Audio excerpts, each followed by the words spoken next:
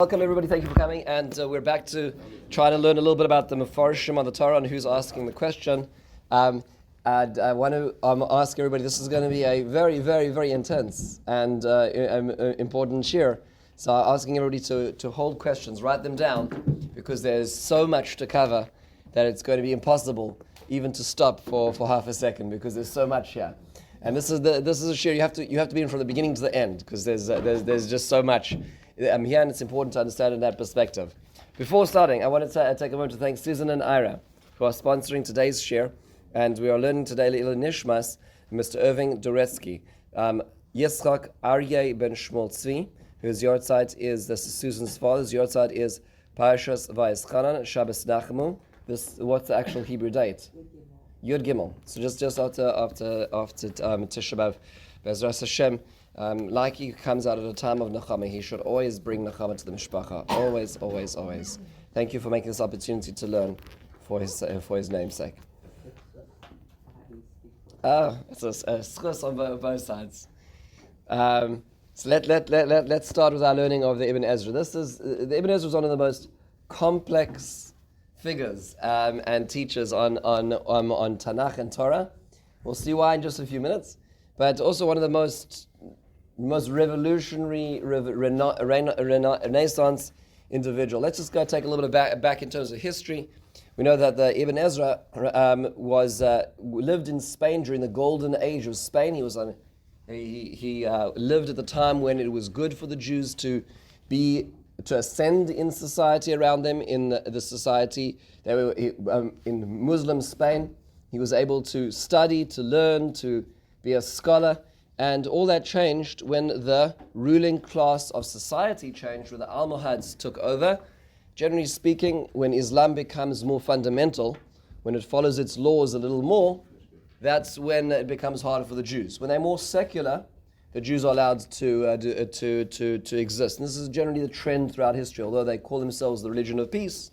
When they adhere to their halacha very carefully, like the Almohads did, it wasn't good for those who are the minority.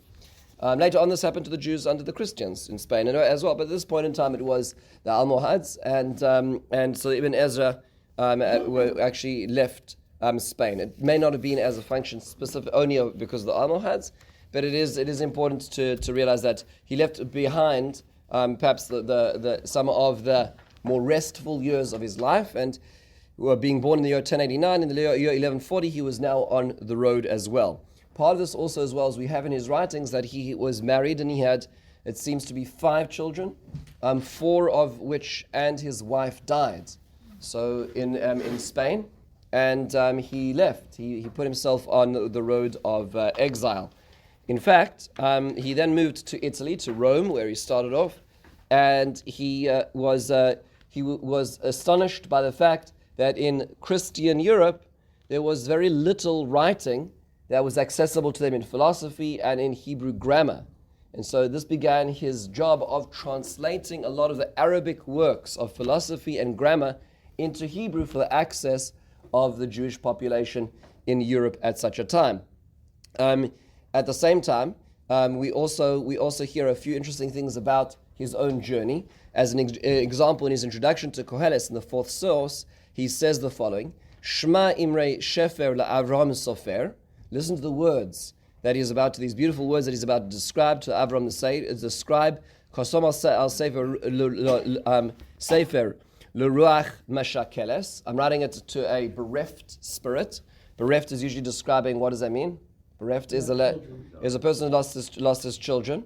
And he's now actually describing this as Ben Meir Nikra Mechona Ben Ezra. His father's name was Meir, not Ezra. And he is now transforming his name to the son of Ezra. Why? Umitzuroi Ezra kvodoy shoeles la'agir choshko la'atzliach darko. He's calling himself the name Ezra, so Hashem should help him.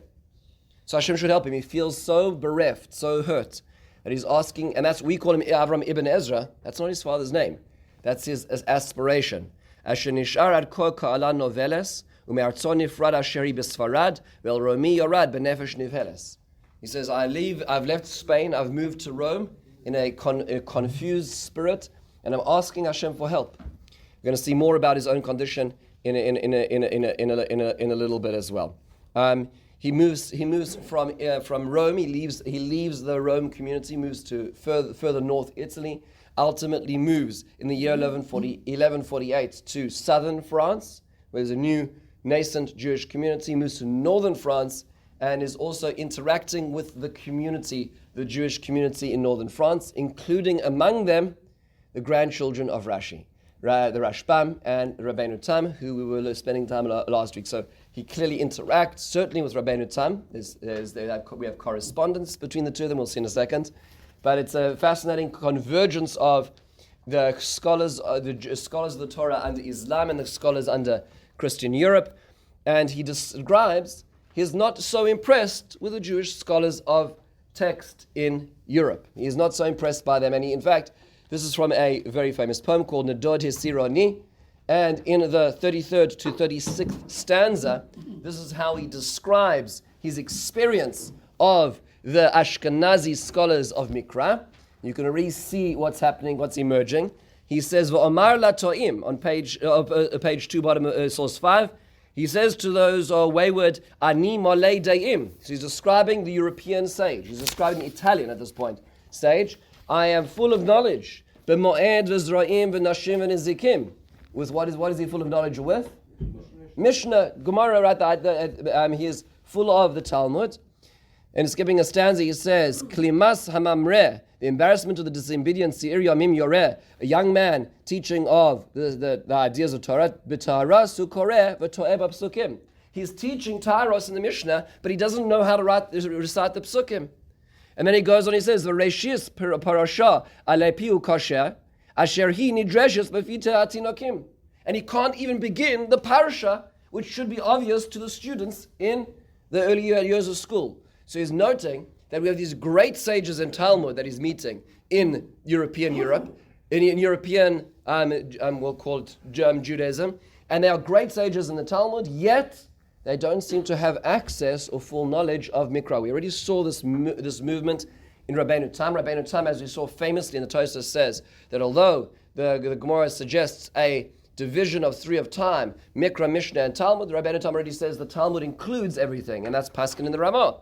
That became generally the movement away from Tanakh study into Talmud study. And Ibn Ezra is saying the results are these people just don't know. They don't know Mikra. They don't know the basics. So Ibn Ezra, and by the way, Ibn Ezra is very caustic about those he disagrees with. And you can see it in his poems here. You obviously noted, of course, that everything he wrote up till now is rhyming, of course.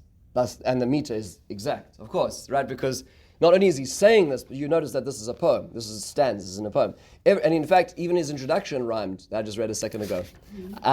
We're going to see Ezra further on. He has an example. When he arrives in northern France, we have an interaction between him and Rabbeinu Tam. Rabbeinu Tam, who is now one of the heads of the academies of the Tosafos, the now nascent, emerging study of the Talmud in differentiated academies to synthesize Talmud. And here's what the Ibn Ezra sends to Rabbeinu Tam. He says in source 6, Umi havil Tzarfati beveis shir. Who allowed this Frenchman into the house of song?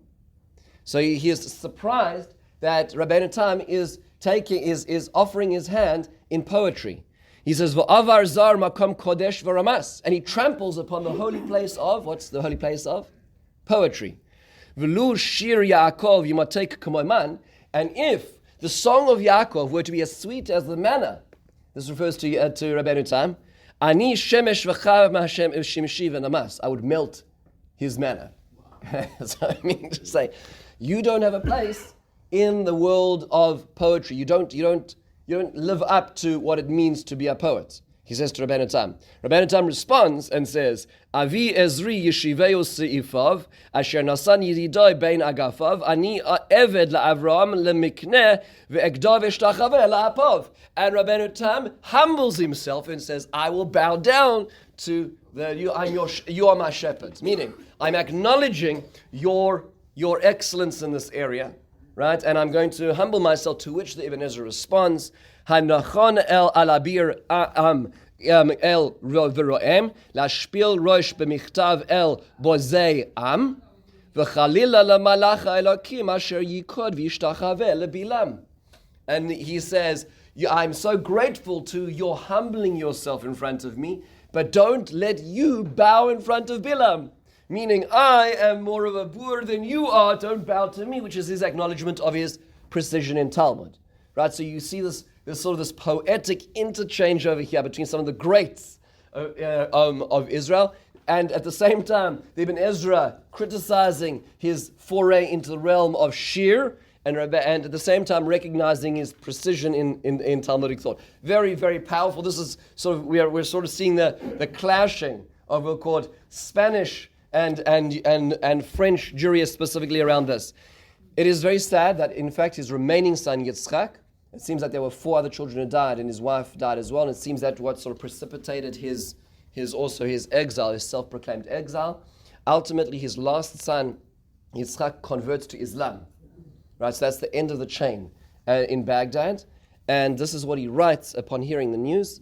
He says the following in source 9, Avi haben karav lispor, ki el mimcha rachak es bincha yechidcha asher havta es Yitzchak. So what's he doing? He's referring himself in the Akedah terms. The Yitzchak, his only son. Why is the only son? Because the other 4 have died. So it says, Hashem has asked me to sacrifice my only son.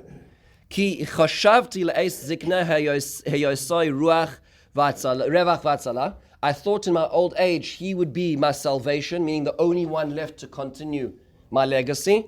Ach lorik yogati v'yoladti la behela. But I gave birth for nothing, in vain. Like, so he's sitting shiva for the son, the only remaining son, who is now converted to Islam. So you can sort of see the pain in this.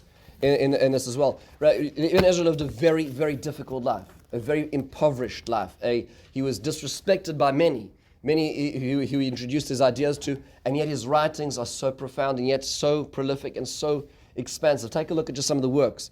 Besides those commentaries on the Torah, and he wrote a second Pirush on the Torah, Pirush Aruch, on Shmois, which we have after an illness that he incurred. But look at the books on grammar, Sefer Moznayim, Sefer Yesod, Sefer Haganah, Tzachut, Sefer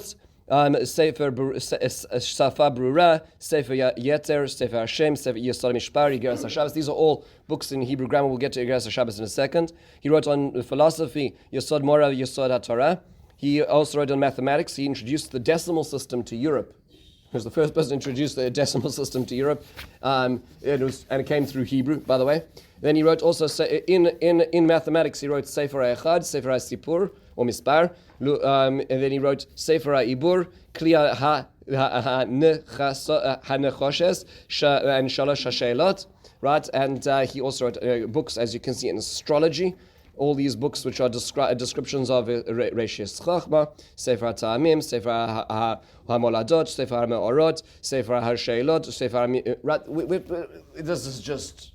in fact, the first picture you noticed on the page 1 is actually a picture written in, a painting in 1235, a scene of Ibn Ezra practicing astrology with his Arabic manuscripts being held by the men that flank him on either side. So this is a description of the Ibn Ezra using, I believe he's using an astrolabe, which is an instrument used to measure distance. And so this the Ibn Ezra is recognized as such, as a philosopher, as an astronomer, and as a mathematician. He's also an incredible poet with incredible skill. Just a few examples. This is so sad. This is his description of his own life. He says, Lu yihiyeh neiros s'chorasi, if I were the seller of lamps, Lo yasef shemesh adei mosi, then the sun would never set before I died. Lu socher betachrechim, were I to sell shrouds in my life, lo yigvua ishim b'chol yomai, people would not die. Meaning everything he touched, it didn't seem to work out financially. And he describes that. He lives a very sad life in the financial realm, but his legacy actually outlives him in many ways, his ideas. So very, very difficult life. Riddles. This is attributed to the Ibn Ezra. He says, Ma'aroch v'katzar shachar v'lavan hu v'hi. What is long and short, black and white, him and her? So this refers to, of course, the 6 fast days. Right? Long and short refers to the 17th of Tammuz and the 10th of Teves. The shortest and longest and shortest fast. Black and white is Tisha B'Av and Yom Kippur. Right? Sackcloth and purity. And And then there's hu v'hi is Tzom Gedalia and Tanis Esther, meaning the two individuals, a him and a her, for which we fast. Take a look at this one. He was asked about honey, as to whether honey which is fermented is allowed on Pesach, and he says, Parashnu Rav Son Shebedvash Nitbar v'Nisraf. We interpreted that the leaven in the honey is removed and burnt, and you take out the part that already fermented the honey, and of course you notice that entire sentence is a palindrome, so you can read it backwards and forwards. And he had many sentences which he created which could be read backwards and forwards, one of his skills.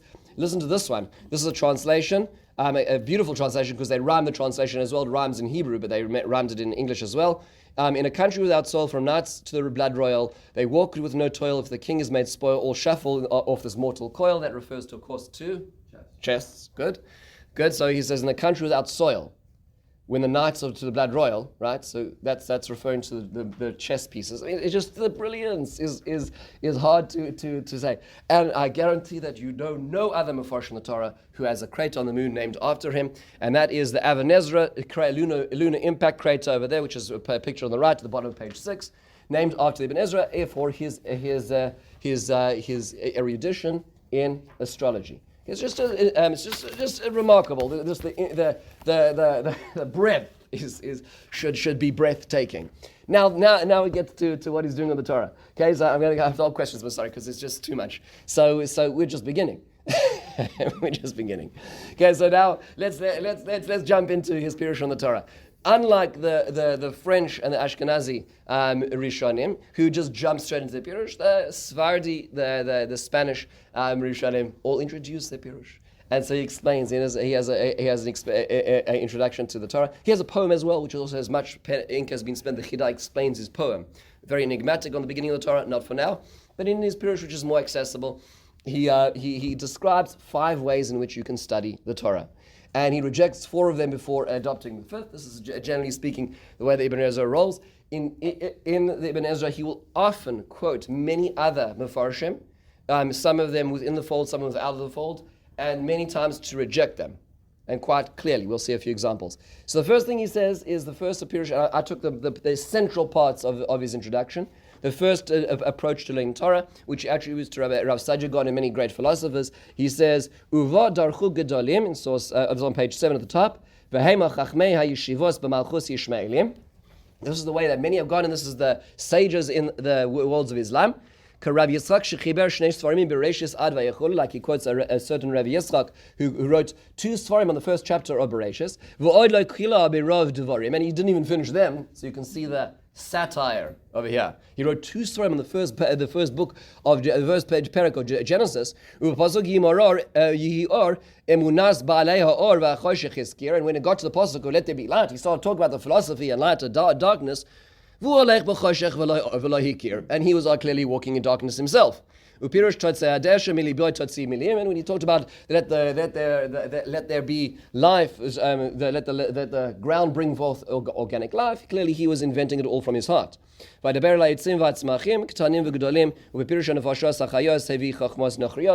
he introduced all these types of other philosophy. What is the idea of this cohort of folks?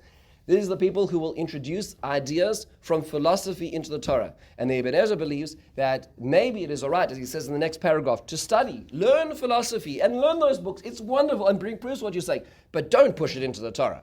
That's not explaining the Torah. Meaning, don't tell me philosophy and try to squish it into what the Torah is saying. Don't write two books on the first chapter of Bereshis about your philosophy and think that that's what the Torah is talking about. That's not what the Torah is talking about. It may reference it. Maybe a parallel to it in certain ways. That's not what the Torah is talking about. So the first group that he rejects is those who insert philosophy into the Torah as explaining the Torah itself. Second group is the Karaites. The Karaites are we'll call it intellectual child of the Sadducees later on, who came from early on. These are people who only adopt the Pirush HaTorah Shevechsav, and he says, Azos derech hatzidokim, ka'ananu binyaminu ben Mashiach v'Yeshua. These are people who live around his time and earlier who he's quoting.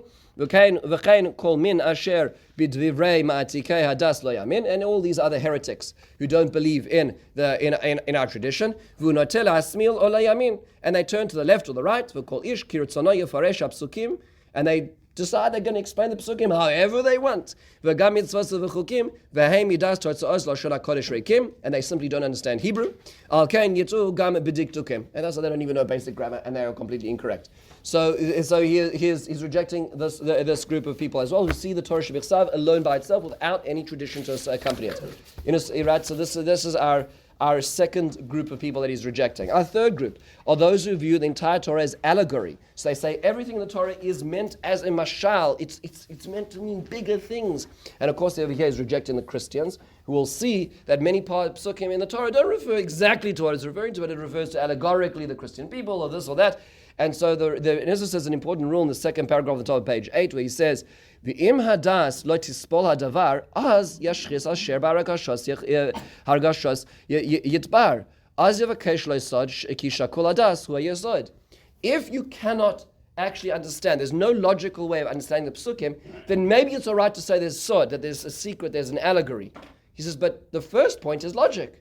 You have to start a logic, and if there is a logical explanation, then that's what we're going to go for. We're not going to explain some sort of metaphoric palace in the air. It has to fit with logic, meaning don't jump to allegory when you have logic, which is going to be important. Logic is going to be one of the parameters, of course. By the way, folks, we all notice that it's rhyming again, right? Every sentence here is rhyming. So he's not only is he telling us, it's all poetic as well. Okay, let me try. I'll do it in the fourth one, and you'll hear that rhyme again. Okay. This also refers to a group of Christians, it seems. He says the fourth one is Zos derech hachachamim ba'artzos yavanim va'adomim. That was our rhyme. Shelo yalbitu el mishkal moznayim. Rak yismuchu al derech drash kelekach tov v'or einayim. Another rhyme. Va'achar shimtzu amidrashim b'sifrei kadmilim lama yagiunu lechtovam shenis ele ha'achronim. So he says there are those who sort of find the midrash, find early midrash, and sort of adopt that as if that's the only explanation of the Torah. So they'll stick to the midrashim, and he says, but it's already been written, so why are you using that to explain the Torah when that's already taken? Right? He says, Avki asher chochmas elokim b'kirboy, yuchol lo etzi midrashim, v'kulam keneged aguf kapashut hem kamalbushim. But they're kind of like they're dealing with the clothes of the text, but the text itself needs to be explained, and why you're not attacking the text. And this is sort of also to those who are in the camp of just midrash as well. We're getting closer, and actually he has descriptions about this, a circle and a line and a point, and how, the first group on the dot isn't even in the circle, and the second group, this fourth group is getting close to the center, like he has these sort of mathematical descriptions of how close they are, and finally comes to what he believes is the correct way. And this is Haderech HaChamishis, on the top of page 9, and this is going to help us now understand what we're about to do. He says, Musad Pirushi Aleha Ashis. I'm going to establish my Pirush based on it. He says, Noichach B'nei Hashem, Hashem imeno levadoi ira. In front of Hashem, of whom he is the only one to I fear. V'lo yaseh ponim b'Torah, and I'm not going to show favor in the Torah. What does he refer meaning? I'm not going to honor those. I'm not going to honor other Pirushim before me. I'm not going to show favor to those I'm scared of, because I'm only scared of Hashem. He says, I'm going to find the grammar, the idea of every word. And then I'm going to explain it according to the ability I have. I'm going to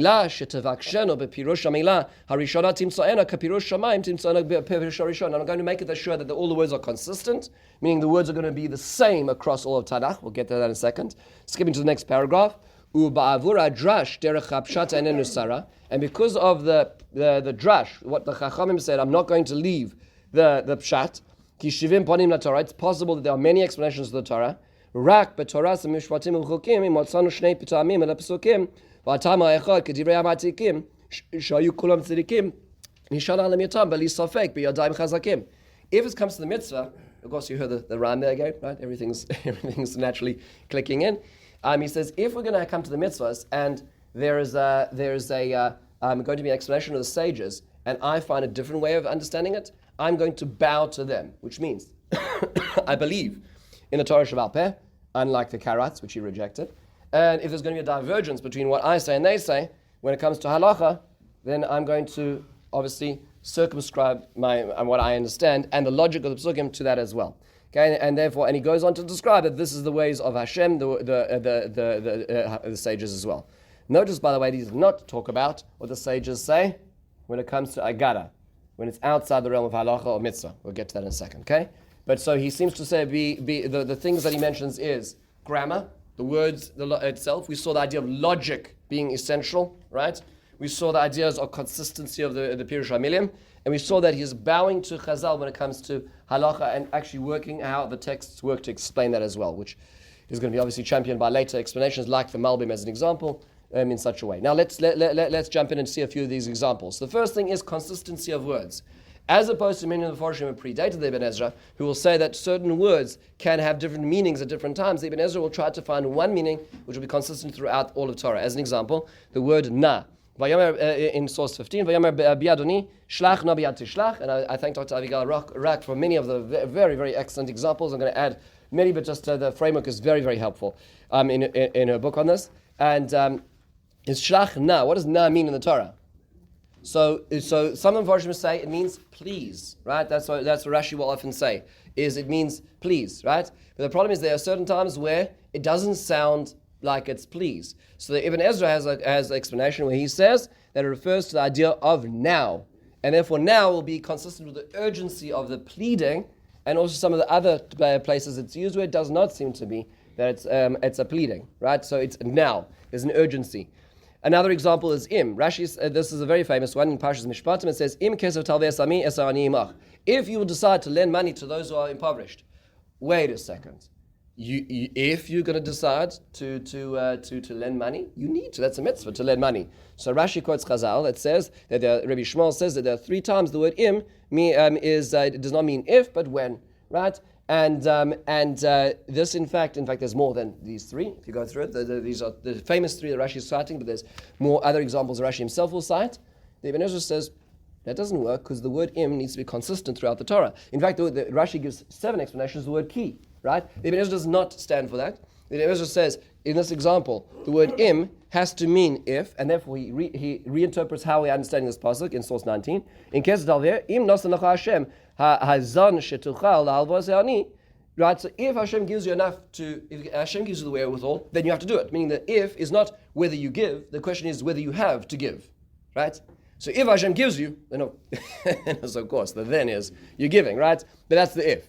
But it's always an if, meaning it's consistency throughout Tanakh. The Ibn Ezra wants to make sure that the words are going to always be throughout. In fact, the Ibn Ezra is, in many of the books he translated, he was the one who introduced to we'll call the Mepharshim of Europe, the idea of a 3-letter root, right? So the idea is the idea of the language itself standing by itself and being consistent is an incredibly important rule when you understand the Torah.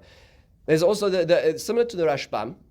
The Ibn Ezra also has a perspective on minor changes in the language. So, as a very famous example, the Ibn Ezra, at the beginning of the 20th parak of Shmois, goes through all the differences between the Aseret Dibros in Parshas Yisro and the Aseret Dibros in Parshas Vayeschanan, which are different. And there's many explanations for this. Some people equate them to the first and second luchos, right? There's a lot of discussion around this, and there's many differences, right?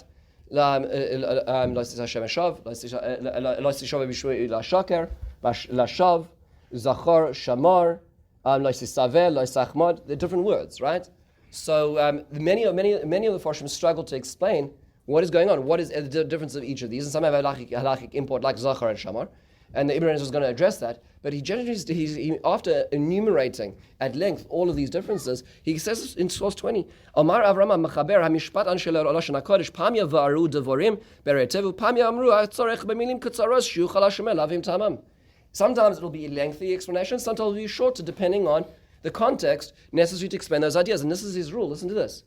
V'da, you should know, Ki amilois hem kegufois v'atamim hem keneshamos, that the words are the body and the ideas are the soul, which means that what you clothe the ideas in may change. That's not the essence.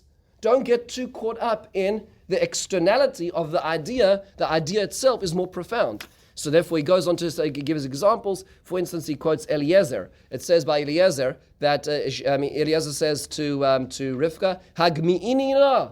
And when she responds, and then later on, he says to her, Hashkinina, when repeating the story. Is there a difference between Hagmi'inina and Hashkinina? Says in Ezra, no. Don't get too caught up because those are the body of the idea. He's using it, and you'll see the rephrasing of things which aren't so consequential. Don't spend too much time on that, which is fascinating because he's very careful about words. But perhaps the shift in words, when repeated, is less because that is conveying it in a different context as well. Which is, again, the Rashbam also said a similar thing. Repetition we saw last week, less consequential. Whereas Rashi, following the perspective of Rabbi Akiva as opposed to Rabbi Shmuel, not Dibra Torah Kolosh Menei Adam, but rather that every word is precise. Rashi will explain all excessive and necessary words and will address them as well. Now, just as an interesting point, just a grammatic point, the Ibn Ezra follows what's known as the distributive property of words, which means to say that words can apply itself across a sentence multiple times, even though they only said once. So, as an example, in source 22, Reuven will live and not die, and his though he'll be few. Well, that's an interpretation, and his numbers will be few. So, how does that relate to the first part of the pasuk? Ibn Ezra says, "Va'al yihiyu misav mispar." Meaning, the word at the beginning of the pasuk, "Va'al yomos," that will not die, is also referring to the end of the sentence as well, distributive of the second part of the sentence. Similarly, in Mishlei, which is the pasuk he quotes actually at the end in source 23, is in source 21, he says, Ki bar anochi ma'ish v'loi binas adam li. I am brutish, I'm a boor, I know no common sense. V'loi lamadati chochma v'das kedoshim eda. I don't know wisdom, but I do know the holy ideas. Well, how are you a boor and you don't know, but you know holy ideas? So the Ibn Ezra says, no. I don't know ideas, and I don't know holy ideas, meaning the I don't is going to apply itself to the whole sentence, right? So the idea that the Torah doesn't need to always say every phrase, it's reformed by the word at the beginning as well. Now, there are other, like we'll call it, salient ideas which are important in the Ibn Ezra. So, for instance, the Ibn Ezra is very makpid on the idea of order, both in narrative and in mitzvahs. That means to say that the ideas have to line up logically as much as possible, and he says this rule in source 24. In the beginning of Parshas Mishpatim, before I explain, Ki kol mishpat or mitzvah kol echad omei bifnei atzmo. Each mitzvah stands independently. V'im yecholnu limtzor tam lomad dovak ze hamishpat ze el ze, oy zois hamitzvah al el zois nidbak b'chol yecholteinu. If I'm able to explain a movement between them, I will. So on the one hand, he gives posterity, he gives veracity to the independence of every mitzvah, but if there's a possibility of explaining it in a line, I will. He has an example and a counter-example. Example, beginning of Parshas Mishpatim. Listen to these three psukim. We read them all the time. So it's just at the beginning of the parsha. A person who strikes their parents will die. That means that's punishable by death. A person who kidnaps another will be punished by death. A person who curses their parents will be put to death. You notice over here that there's an interruption in ideas, right? So the first and the third of the ideas are about mistreating a parent. The middle idea is about kidnapping. So how does this work? These are three mitzvahs back to back. How does this work? So the Ibn Ezra quotes Rav Saadia Gaon saying that it is likely that if a person were to be kidnapped and therefore have no affinity and no connection to their parents, it may end up that when they return, they may end up cursing or hitting their parents, right? Because either they don't know or the abuse cycle will come back. Whatever's happening is that is a function of their kidnapping, and who's going to be held accountable for that is the kidnapper, meaning the person who put that cycle into motion. Okay, so meaning that is we'll call it the trajectory of what the Torah is telling us in this circumstance as well. I'll give another example later on. This is a counter-example where the Ibn Ezra is not willing to change the outcome of the meaning of the psukim based on context. So here's an example. It says, Ki kach isha chadasho le'etzeh batzava, v'lo yavod alav u'lechol davar, naki yeh le'beiso shana achas, v'shtimach es isha asher lakach. A person who marries should spend time, the couple should spend time, certainly in the first year, together. Okay, the next pasuk is, Lo yachbol rechaim v'rachev ki nefesh u'chover. The other one is, do not take a millstone as a collateral. So let's say you have a debt to collect, don't use the millstone, because the millstone is what a person uses for their work, right? The Ibn Ezra quotes the Karaites, he quotes Hamakchishim, those who are contradictors, who say this refers to marital responsibilities, conjugal rights, meaning metaphorically, in marriage, one is not allowed to withhold conjugal rights because it refers back to the previous pasuk. Says Ibn Ezra, that's nonsense. It's referring to a collateral. So Ibn Ezra, it will not, like the Makhishem, like what he calls the heretics, say that the second pasuk is reformed completely in meaning, metaphoric now because it's based on the first pasuk, right? No. That understand things in their context. The second pasuk is an independent mitzvah, which means the Ibn Ezra is going to stride between giving each mitzvah its independence at the same time as trying to connect them in the trajectory as well. Do you see what's going on over here? Okay, not willing to leave the logic or the pshat of that pasuk, even though it may fall into perspective in the larger tractate. Now, the Ibn Ezra also will many times quote, as he points out in the introduction, the Karaites, right? And he will reject them many times. Sometimes he will adopt some of their Pirushim as well, if they fit into the logic, but generally speaking not. He has a very famous example of his sensitivity to this. The Torah tells us in Parshas Yisro that when Moshe Rabbeinu goes up to the mountain, HaKadosh Baruch Hu tells him, "V'igbalta es ha'am saviv lemo," you should circumscribe the people, meaning don't allow them to get up to the mountain. It's going to be dangerous if they do. They're going to be thrown down or killed. The Ibn Ezra quotes a person he calls the Meshuga.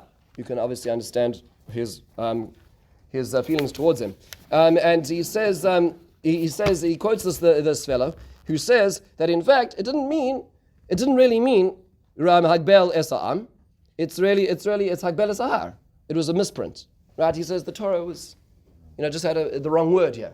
So, and why? By the way, why did this Meshuga say this? Because if you look a few psukim later, that's actually what it says. Later on, when Moshe Rabbeinu goes up again, HaKadosh Baruch Hu says, "Be careful, people are going to come up." And Moshe Rabbeinu says, "No, but you told us to be Hagbel es ha'ar, to circumscribe the mountain." So the psukim itself describe two objects of the sentence: circumscribing the people and circumscribing the mountain. Says this Meshuga, it must be there's a misprint, so it must be that really Moshe Rabbeinu meant in both situations that Hagbel es ha'am. Sorry, in both cases it's Hagbel es ha'am, not Hagbel es ha'ar. So the Ibn Ezra says, that's nonsense. The Torah didn't make mistakes. Nobody was adding in extra things. And so he rejects this as well. So there Ibn Ezra's sensitivity to this as well. By the way, of course, there's deeper meaning when it comes to this. I remember I once heard Leon Wiesel here make the observation that this is natural education. Meaning, well, the first thing you say is when you educate people is you say to your children is don't touch the medicine cabinet. It's going to be a boo-boo, right? It's not good, right? That's the first thing you say. It's called Hagbel es ha'am. Later on, when you leave the house, you also put a lock on the medicine cabinet because you trust your kids to believe you, but you also want to make sure they're not going to get there just in case they don't believe you, right? That's Hagbel es ha'ar, right? So clearly, this was meant to be like this. Don't try to, so to speak, whitewash this as well. Ibn Ezra, and many times will quote people like this. You refer to book burnings. We'll get to that in a second. Okay, so but none of this. Now we get into the more murky side of the Ibn Ezra. Okay, this is where things get a little more difficult, and that is remember that Ibn Ezra said that he is going to, whenever the Chazal say anything, he's going to respect it in the realm of mitzvahs, right? He says he's going to humble himself. Anything that Chazal say, he's not going to misinterpret it otherwise. But he said it in the realm of mitzvahs. The question is what about in the realm of Agada, in the realm of narrative, in understanding the narrative itself? And here's where the Ibn Ezra goes in a different direction to the Rashbam as an example, and many others before him. Like a very simple example. Very simple, and this he doesn't even say the words, but just appreciate this. The Torah tells us in Parshas Mishpatim, it says, "Ubasar basadeh treifa lo tzeichel." It's not in the sources, just quoting an example. "Ubasar basadeh treifa lo tzeichel lakelev tashlichon." You're not allowed to eat meat which has not been slaughtered. You throw that, but you can't throw it to your dog. In other words, there's an isra achila, but there's not an isra harna. That's what the Pesukim are saying. Why the dog? Why the dog? Why do you throw it to the dog? Rashi says, right, because the dogs deserve the reward, right? Beautiful. Good. Says Ibn Ezra, why do you need to go there? Why are you going to the dog? Is because, like, let's imagine the scene. You walk into your field in the morning, and there's a dead sheep, and next to it is your sheepdog. So what do? You give the sheepdog a good kick and take away its dinner for 3 days, right? It didn't do its job. The wolf got in, right? So the Torah is telling us, this is Ibn Ezra, give the dog the meat. You can't eat it. Because clearly for the other 364 days before now, it was doing its job. Right? Meaning the Pesukim are telling us a story as well. Now, interestingly enough, the Ibn Ezra is not going back to Mitzrayim and the whole reward thing. Now he says, okay, that's fine, right? But notice that he has moved away from Chazal's explanation. You say, that's not so consequential, that's an additional explanation. Let's go to a situation where it's not additional, where it's actually supplanting, where there's no way for the two to exist. Very, very famous example. Comes down to the Akedah. What happens at the Akedah? How old is Yitzhak? We all know Yitzhak was 37 years old, right? And we do the Cheshbon because Rivka 3, the whole business at the end of the parasha, they write the Chazal, Seder Olam did this, and this is what Rashi quotes, and that's how we're all educated. It says Ibn Ezra in source 31. Our sages teach us that he was 37. If it is a tradition, we will accept it. Meaning, if what Chazal were doing when they were giving us this teaching is actually, in fact, a Kabbalah, it is a tradition as they knew from tradition, Torah Sheba'al Peh, all the way from Sinai that he was 37 years old, I stand back. I'm not going to say anything. However, he says, Umi derech svara, ein ze nachon. But if they were supposing, meaning if they were interpreting, if they were using their minds, not their tradition, to interpret this, I don't think it's correct. Why? He says, Shaya ra'oi shetiyah tzidkas Yitzchak gluya v'yes schara kaful mischar aviv shemasar atzma b'ratzona l'shchita v'en b'kos of muma la Yitzchak. If Yitzchak was 37 years old, a grown man, and he's taken up the mountain and gives his neck to the slaughter, then this should all be the schar should all go to Yitzchak, not Avram. I'll tell you, Dati Hashem says about Avram. It's not about Avram. It's about Yitzchak. He gave himself over. That's much more terrifying, right? And the Torah doesn't say that. He says, some suggest he was 5, which would just suggest why he was innocent of the challenge. And he says, this also doesn't work. He has to carry the wood. A 5-year-old can't carry that amount of wood up the mountain. Right? So the logic of both sides traps the Ibn Ezra in the middle. And what does he say? He was an early teenager. So he didn't fully grasp the impact of what was about to happen, but he was strong enough to carry the wood. That's what Ibn Ezra says. Now, I don't know who's quoting. Now, here's an interesting thing: is this over here? This is not an additional pshat, right? Yitzhak cannot be 37 and 13. That doesn't work. It can't be those two explanations coexist. The Ibn Ezra is saying, if Chazal are interpreting, I think it's not the correct interpretation. If they are transmitting, I am going to humble myself to that transmission. This is his attitude to Chazal when it comes to. We'll call it narrative, right? Agada, as opposed to mitzvah. When it's a mitzvah, the Ibn Ezra does not go there. When it comes to narrative, he says this many times, in Kabbalah he, nekabel. If it's a tradition, I'm willing to cede. But I understand that if it's not, I will interpret, which is fascinating, which means he understands and would argue that sometimes in Medrash Agada, they're interpreting.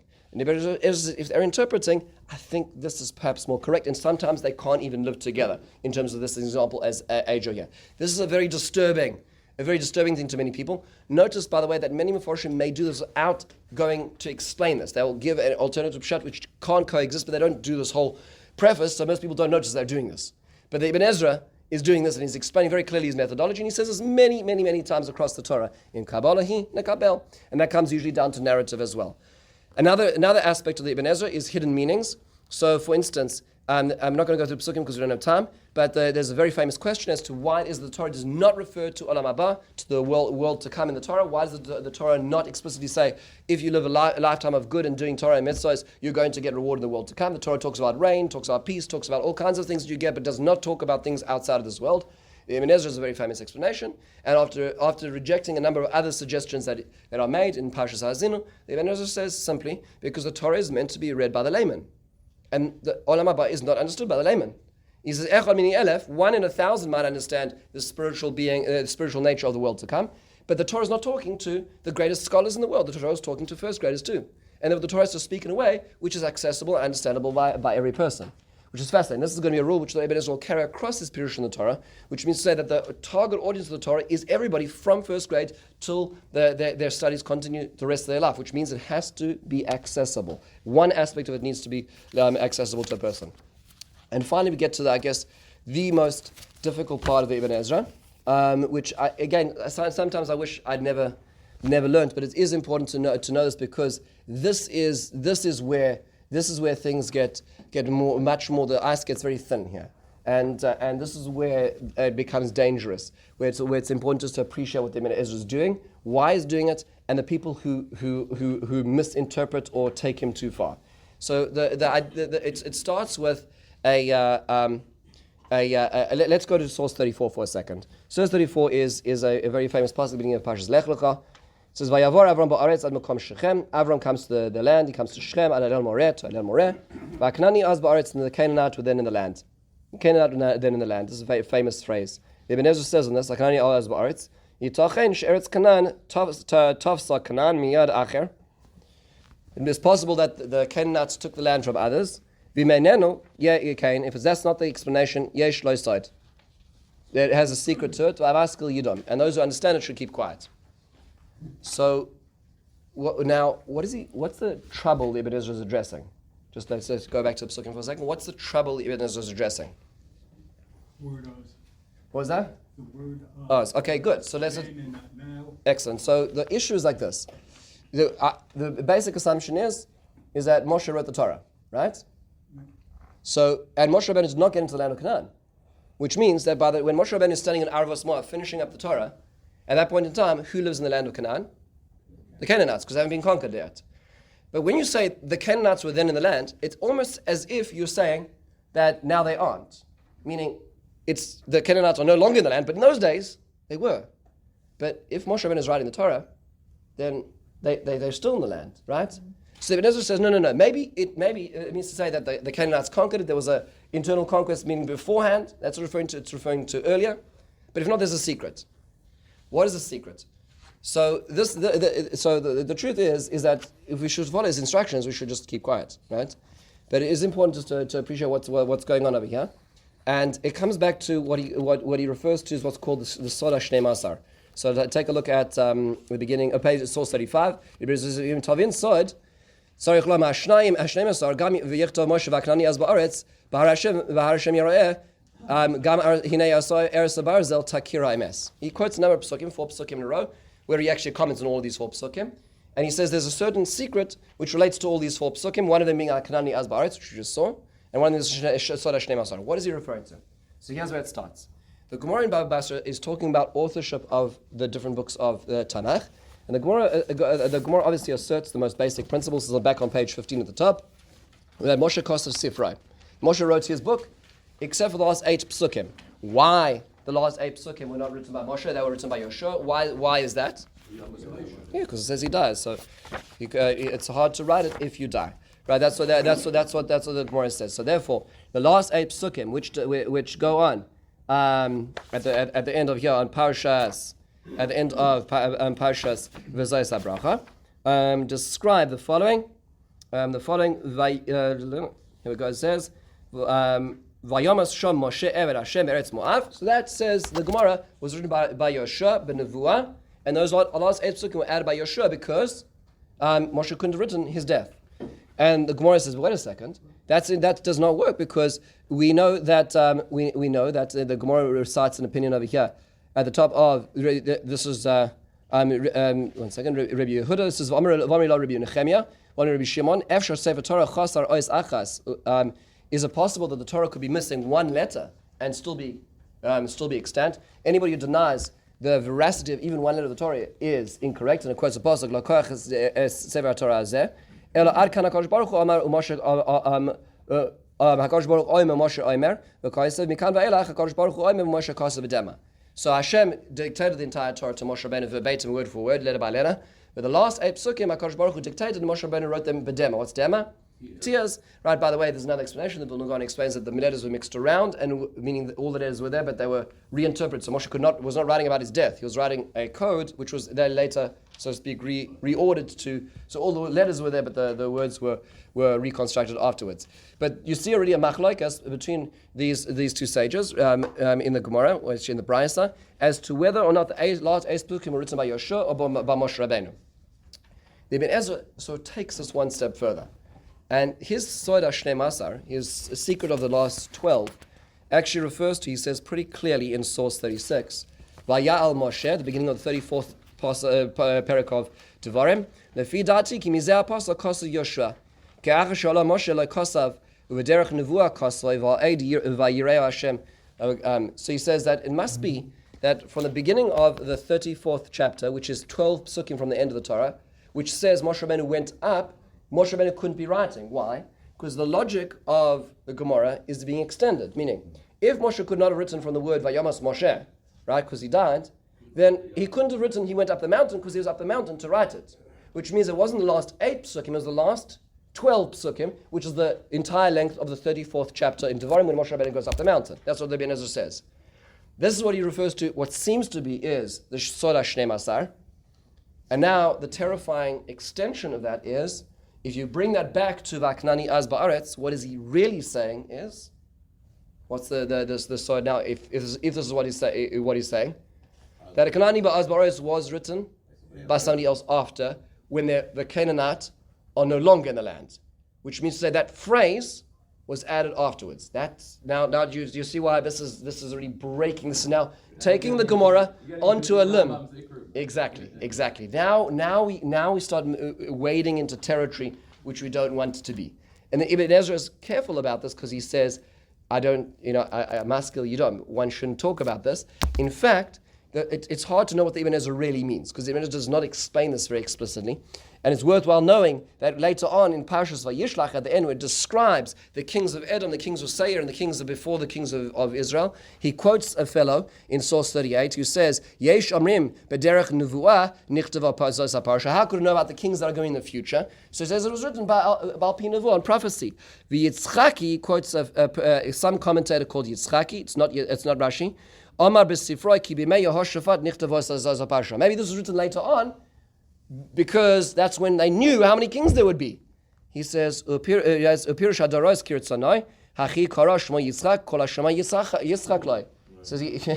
says he calls himself Yitzchak because everybody's going to laugh at him. That's nonsense. He Amar ki Hadad hu Hadad Adami v'Amar ma'atavel v'achos tachban ches v'chalil shadavar kamoy shediber al yemei Hoshavad v'sifroi roi lisaref. Burn his book. It's nonsense. So Ibn Ezra does not stand lightly for those who suggest that parts of the Torah were written later. So one has to be careful when even suggesting that this is what he means. At the same time, he does say the last 12 psukim, and he refers to the Soda Shnei Masar and the Aknani Az Ba'aretz. Now, exactly. So now what you see what's going on is the Ibn Ezra is taking the logic of the Gemara and is extending it backwards, which seems very logical, but then if that is the Soda Shnei Masar, which might not be, again, if he's applying that as he does to Aknani Ba'az Ba'aretz, that's already now going further out on a limb than either Gemara is willing to say. And this now introduces a concern as well. So much so, just to be aware of this, that later on, Benedict Spinoza, who is a heretic, who leaves Judaism, then quotes the Ibn Ezra on this particular issue and says, you see from here that the Ibn Ezra came across the truth that there are multiple authors to the Torah. So you understand now, open the door and enter documentary hypothesis. Now we enter into multiple different authors. And says the Spinoza, who opened this door? The Ibn Ezra. Now that's a gross misquotation of the Ibn Ezra, meaning the Ibn Ezra does not say that. The Ibn Ezra says there are certain small phrases which indicate that there's something going on over here, right? You understand why this is that we get into complex terrain over here? But understand the danger of playing this game, of going in this direction as well. I'd like to just to pull it full circle over here. The Igros Moshe, Rav Moshe Feinstein, was asked about an issue, not about the Ibn Ezra per se, but about a section in a Pirush on the Torah Bar Yehuda HaChassid, which says similar things to the Ibn Ezra, but more explicitly. And Rav Moshe goes through these Gemaras and says the following in Yoredea Chelek Gimel, Kuf Yud Gimel and Kuf Yud Dalet. Al kol ponim, kol hasefer Torah kula nichtav al yedei Moshe mipi hagvura. We know that we believe that the entire Torah is written by Moshe. Kol ois v'ois mamash, every letter. Umi she'omer she'ika afilu rak ois achas shekosav Moshe ba'atzmo hu kofeh b'Torah uvichlal ki davar Hashem bazah. Such a person is a heretic and has disgraced the Torah. V'kol sheken mi she'yomer she'ika eize davar she'af Moshe lo kosvoi elo acherim. If you suggest that any part of the Torah is written by a later author, or there were parts that were taken out, as some more heretical suggestions are made about, let's say, the Shira of the Halel HaGadol taken out and put into Tehillim later on. Shem kofrim b'Torah vichlal ki davar Hashem bazah u'kushiyavar echad v'yomar shelo tziva Hashem la'chaser or la'yisif afilu rak ois achas hu navi sheker shimos tasal b'chenek. If you said that God told you to do this, that's a call of navi sheker, right? So Ramosh is pretty unequivocal about this, and he suggests, by the way, that book that was attributed to Rabbi Yehuda Chassid is in fact a forgery. The parts I put in were forgeries. It's a long academic discussion on this particular topic about those sections. But understand the complexity of what's at stake here. So you say to yourself, wait a second, but the Ibn Ezra says it. And Ibn Ezra is a believing man, a deeply, deeply believing man in HaKadosh Baruch Hu. And that becomes the complexity. Because you see, there are many people later on who are much less believing men who will use the methodology without the belief. And they will go and open all the doors to the most dangerous of ideas and the most heretical of ideas in the name of the Ibn Ezra. But the Ibn Ezra was a believing man, which leads us to this very complicated space. And there are many who will take the Ibn Ezra de facto and understand that in fact this is what he was saying, and it still lives within the space of, we'll call it religious tradition and religious axioms. And there are those who say, no, not at all. How do you put the two together? This enters into a very complex discussion, which we don't simply have time for right now, but is there psak in machshava? Meaning, the Ibn Ezra's idea does not seem to have been mainstreamed, right? People do not interpret the Torah like the Ibn Ezra is suggesting in many ways. Both in the Imna Kabbalah, Himna Kabel idea, meaning for anybody just to get up here after, their 1.5 years of opening up a book in Judaism and then saying, if Chazal's right, they're right, but I have an idea, right? That idea for some uneducated Philistine to get up and say the same thing that Ibn Ezra said, right? Which is what people do in the name of the Ibn Ezra. Their methodology, when they lack any credentials, they lack any yiras shamayim to be able to do that, right? So that's what it leads to when you have that type of methodology, or even the suggestions about authorship. There are many people who are doing that who do not have basic yiras shamayim axiomatic Jewish faith. So is it possible that Jewish philosophy had multiple possibilities of interpretation, and some of them were accepted and some of them were not accepted? There's no doubt in the world that Ibn Ezra was within the fold. But many of the people who might use them, more complex as to answer to that question. This is part of the complexity of this. I'd like to close with just two observations. One is the Ibn Ezra's incredible dedication and his divergence from Rashbam. So if you remember, last week we looked at the Rashbam, and the Rashbam had said, it says, and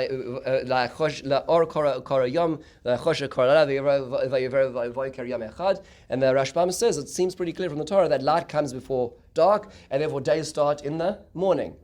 And so the Ibn Ezra, upon arriving in London, which was the last of his travels for the last decade of his life, writes what's called Igeres HaShabbos. And I'd like to just read the beginning, just to appreciate his divergence of the Rashbam, and perhaps the ideological difference over here between the two of them. He says the following in the bottom of page 18. On the night of Shabbos, in the middle of the winter in Teves,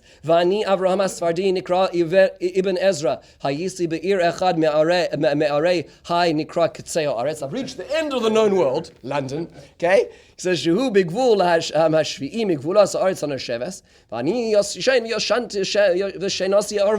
was having a good Shabbos shluf, right, in the middle of my night. There's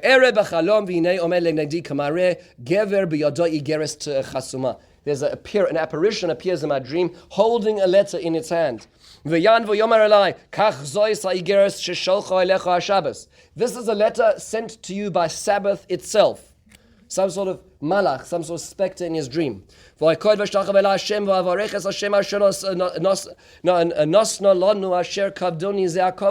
so honored. I bow down in my dream to the specter that I was the recipient of this. And he says, and he goes into to describe how he opens up this and he wonders why he is receiving this, what's this about, and he describes this beautiful letter. And on page 19 he goes onto it and he describes, and it's a beautiful description how Shabbos describes the beauty of itself, and then says that somebody is being mechalel me. Somebody is emptying me out. Says the Ibn Ezra, going through the entire poem of the Igeres itself, which he describes here, what you receive from Shabbos, and then he goes on. He says on the bottom of page 20, I emboldened. I woke up. I was very concerned. This kind of dream at 2 o'clock on a Shabbos morning is very disconcerting. And my anger was ignited. I donned my clothes, I washed my hands, and I brought out my books to the outside where there's light. There's no light inside, right? The Shabbos lamp is long gone. And is now in reading to the light of the moon his pirushim on Bereshis. V'nei sham kosov pirush vayhi erev vayhi boiker v'hu omer kashaya boiker yom sheni az Allah yom echad shalem ki alayla holech achar yom. And he says that I saw that lo and behold in Bereshis there was somebody who wrote this. Now it must have been a very recent publishing because the Rashbam was living at the same time, right? So he's clearly referring to the Rashbam. Rabbeinu Shmuel, a colleague in northern France, he says, I read this. He says, Kimat kat karati bigdi. I almost tore my clothing. V'gam karati is apirush, and almost ripped up the book. I almost read the book. He says, Ki amarti tov l'chalel Shabbos achas v'lo l'chalelu Shabbos harvei. This is the beauty of that.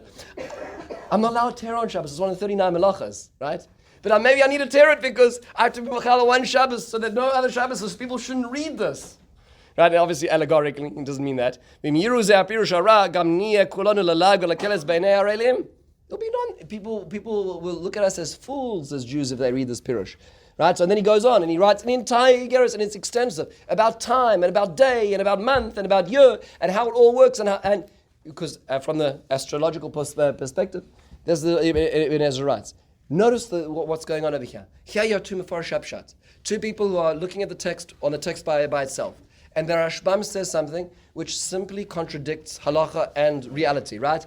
The Rashbam says that days begin in the morning. And that's what the Torah seems to indicate. The Ibn Ezra says, how can you do that? Shabbos is gone, Yom Tov is gone, everything is gone. If that I'm going to stand up and I'm in London, I'm going to write this letter for all to be known that you should not read the Rashbam. That's what the Ibn Ezra says.